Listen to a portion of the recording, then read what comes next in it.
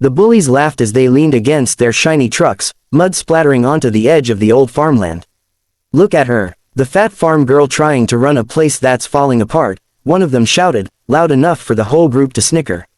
Their voices cut through the quiet countryside air like knives. Emily turned her back to them, holding the feed bucket tighter in her calloused hands. Her cheeks burned red, but she refused to show them her tears. She was only 19, but life had hardened her far beyond her years. Every wrinkle in her palms told a story of early mornings, heavy lifting, and quiet nights spent alone in the farmhouse that once echoed with laughter before her parents passed. Her farm was her only anchor. The same land her father had poured his sweat into, the same place where her mother taught her how to plant seeds with patience and hope. But ever since she lost them both in a car accident 2 years ago, Emily had carried the crushing responsibility of keeping it alive. And the bullies, mostly local boys who inherited wealth and privilege, saw her as an easy target. Fat farm girl, they called her. Whale, loser. They dumped trash near her barn, scared away her livestock for fun, and even broke her fences at night. It wasn't just cruelty, it was envy. Her land was valuable, and they wanted it gone so developers could swoop in. But what they didn't know was that Emily wasn't defenseless. Hidden deep within her pain was a secret, a bond she shared with the only person who had truly believed in her, her late Uncle Jack. Jack wasn't an ordinary man. He was a retired Green Beret Sniper who had lived on the farm for years after leaving the military. When Emily was little, she used to follow him like a shadow, listening to his stories about discipline, survival, and honor.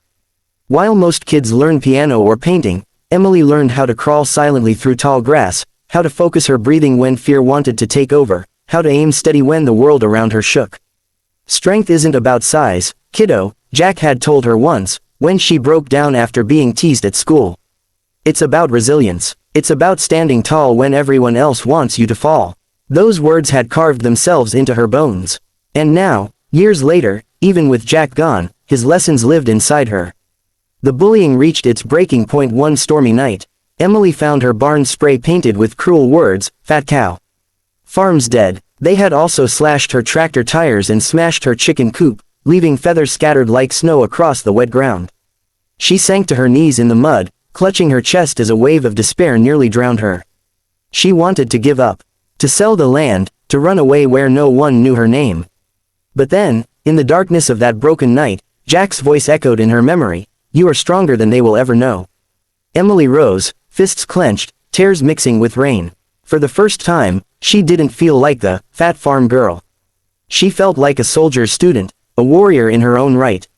From that day, she shifted. She woke before dawn, trained her body like Jack had taught her, and pushed through the soreness and fatigue. She practiced survival drills in the fields, set up security systems around her property, and even rebuilt her fences stronger than before. She learned patience, watching from the shadows, studying the bullies' patterns. And then, the day came. The bullies returned, louder than ever, blasting music from their trucks as they trespassed onto her land again. They expected her to run inside and hide like always. Instead, Emily stood in the middle of the dirt road, her boots planted firm, her face calm but unflinching. One of them sneered, "Move, fatty, or we'll move you." But before he could take another step, a sharp crack echoed, not from a gun, but from the sound of a warning shot Emily had fired earlier into a rusted target by the barn, perfect aim dead center. She didn't need to hurt anyone, she just needed them to know. "You step 1 foot closer," she said, her voice low but powerful, "and I'll make sure every one of you regrets it. This land isn't yours, it's mine, and I won't let you take it." The boys froze. They hadn't expected resistance, let alone from the girl they mocked. There was something in her eyes, steady, unshaken, dangerous in its calmness, that made even the boldest of them falter. They tried to laugh it off, but their voices cracked with unease.